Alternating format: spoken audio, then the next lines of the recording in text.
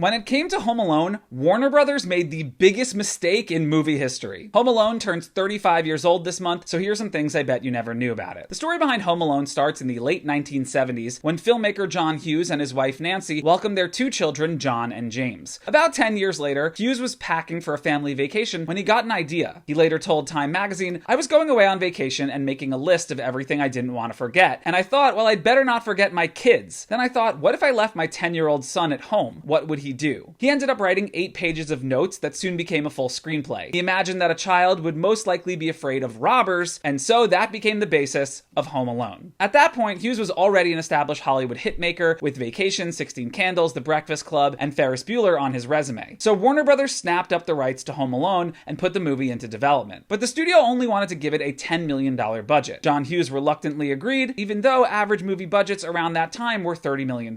So it seems that John Hughes knew $10 million wouldn't be enough. Legend has it that Hughes then secretly met with studio executives at 20th Century Fox before the film went into production to see if they could work out a backup plan, if Warner Brothers proved to be inflexible on the budget. According to executive producer Scott Rosenfeld, someone dropped off the Home Alone script clandestinely at Fox, which wasn't exactly above board legally and contractually speaking. Other reports say the script was left at Fox accidentally. But for now, the movie was going to be made at Warner Brothers on a $10 million budget. At first, John Hughes asked special effects specialist Patrick Reed Johnson to direct the movie, but he was committed to making Space Invaders, so then Hughes turned to Chris Columbus, who had proven himself as a director on Adventures in Babysitting and Heartbreak Hotel. Columbus was originally going to direct National Lampoon's Christmas Vacation, which John Hughes had written, but he actually left during pre-production after clashing with Chevy Chase. Hughes gave Columbus the scripts to Home Alone and Reach the Rock. Columbus chose the former because he thought it was funnier and he liked its Christmas setting. The director then did an uncredited rewrite on the movie and added the character of Old Man Marley, which gave the film a more serious undercurrent, plus a more emotional and happier ending. And then it came time to find the cast. Hughes suggested Macaulay Culkin after working with him on Uncle Buck. But still, Columbus auditioned 200 other actors, seeing it as his directorial responsibility. John Mulaney later said he was asked to audition for the role of Kevin after being scouted in a children's sketch comedy group, but his parents wouldn't let him audition. Columbus finally met with Macaulay Culkin and agreed he was the perfect choice. Culkin was 9 years old when they shot Home Alone, and he was paid $110,000 for the movie. Robert De Niro and John Lovitz both turned down the role of Harry, which went to Joe Pesci. Daniel Stern, meanwhile, was cast as Marv. During pre-production, he found out that the shoot was going to be 8 weeks instead of 6, and that they wouldn't be paying him more, so he temporarily dropped out of the project. Daniel Roebuck was then hired as his replacement, but after 2 days of rehearsal, Columbus fired Roebuck for lacking chemistry with Joe Pesci, and then the producers went back into negotiations with Daniel Stern and convinced him to return to the role. The part of Uncle Frank was originally written for Kelsey Grammer, but he wasn't available, so it went to Jerry Bauman. They shot one scene during pre-production, the movie within the movie, Angels with Filthy Souls. To make it look authentic to the 1930s, they shot on black and white negatives and used period-appropriate set dressing and props. Principal photography then began on February 14th, 1990 in Chicago and its suburbs. The exteriors of the Home Alone house were shot at a 3-story home on Lincoln Avenue in the North Shore village of Winnetka, Illinois. The only interiors of that house that are in the movie are of its main staircase and first floor landing. The rest of the home's interiors were duplicated on a soundstage, which allowed for more room for equipment and crew members. And by soundstage, I mean a high school gym, specifically New Trier High School's gym, which is where Hughes also shot Uncle Buck and Ferris Bueller. Home Alone also built the plain interiors on the school's basketball courts, and the scene where Kevin wades in his neighbor's flooded basement was shot at the empty swimming pool at New Trier High School. Hughes did this a lot. The Breakfast Club library was also a recreation built in a high school gym. Other Chicago area locations include Hubbard Woods Park, Trinity United Methodist Church in Wilmette, Grace Episcopal Church in Oak Park, and O'Hare International Airport, which served as itself, and Orly Airport in Paris. Cinematographer Julio Macat shot a lot of Home Alone with low, wide angles to replicate a child's point of view. Pretty quickly into production, Hughes and Columbus blew past Warner Brothers' initial budget. Costs ballooned to $14.7 million within the first few weeks, and so Warner Brothers demanded that they cut $1.2 million from the budget, but the filmmakers refused. They argued that they needed the extra money, and then bam! Warner Brothers shut down production, which was a big mistake. Fox swooped in just as John Hughes hoped it would, and the movie was now a 20th Century Fox film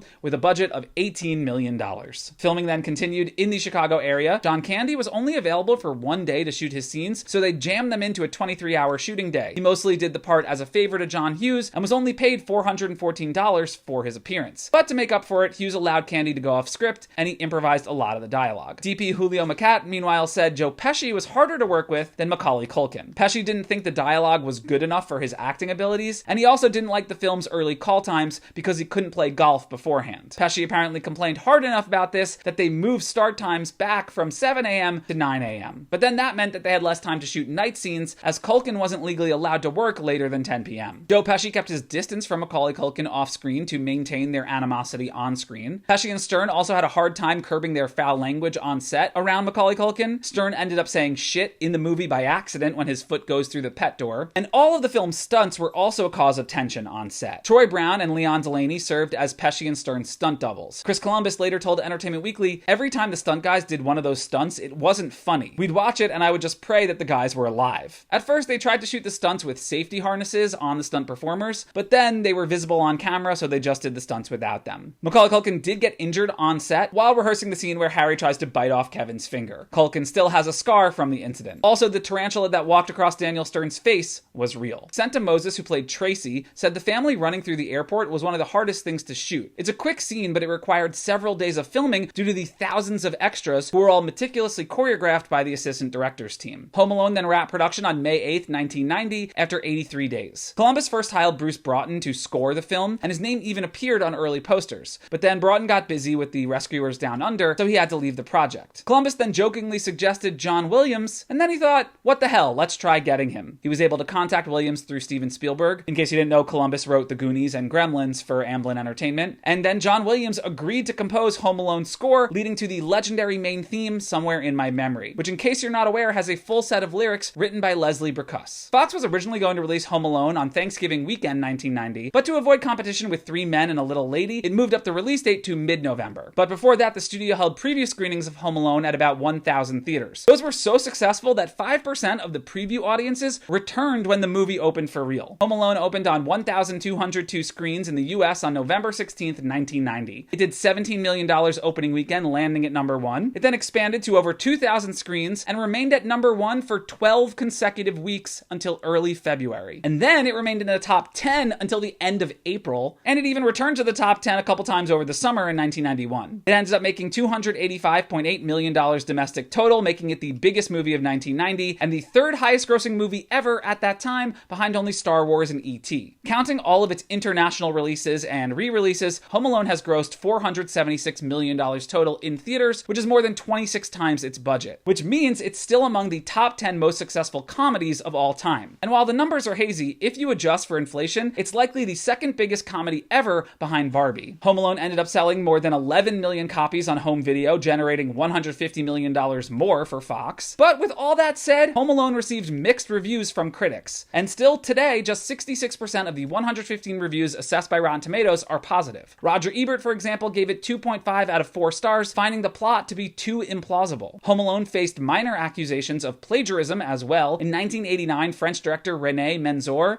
released the horror thriller 3615 Code Pierre Noël, which is about a young boy who's home alone with his elderly grandfather and has to defend the house from a home invader dressed as Santa Claus. Menzor threatened Fox with a lawsuit, but he never followed through. It's unlikely that John Hughes saw this movie, as it didn't come out until January 1990, 1 month before Home Alone went into production. And 2, it wasn't even released in the US at that time. It didn't become widely available stateside until 2018. Home Alone was nominated for 2 Oscars, Best Score and Best Song, Somewhere in My Memory, losing both. The latter was also nominated for a Grammy, but lost. And likewise, it was nominated but lost Golden Globes for Best Motion Picture, Musical or Comedy, and Best Actor in a Motion Picture, Musical or Comedy for Macaulay Culkin. Home Alone went on to be a Christmas classic, deeply etched into family traditions and the American Christmas culture for the last 35 years. It's also massively popular in Poland, where it plays on TV every Christmas Eve. In 2010, Polish TV station Polsat decided not to air the movie, and 90,000 people protested the network on Facebook. Former US President Gerald Ford also cited Home Alone as his favorite film. Home Alone sparked an entire franchise, which included 3 video games and 6 movies total. Home Alone 2, Lost in New York, came out in 1992, once again written by Hughes and directed by Chris Columbus. Macaulay Culkin made $4.5 million on that film, a major pay raise from the original. The sequel did $359 million against a $28 million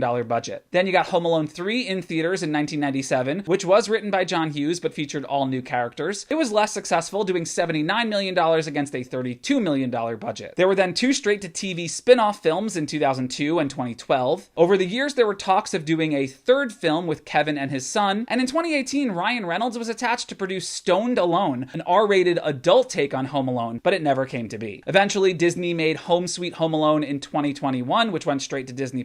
This was once again about a new family, but included the return of Buzz McAllister. Meanwhile, Macaulay Culkin, now 45 years old, has repeated or paid tribute to the character of Kevin many times over the years. In 2018, he reprised the role in a Google Assistant ad, and he just brought Kevin McAllister back again in new ads for Home instead. Thanks for watching. If you've made it to the end of this video, drop a filthy animal in the comments. For more movie histories, check out the attached playlist, and for the latest pop culture news, subscribe to my newsletter.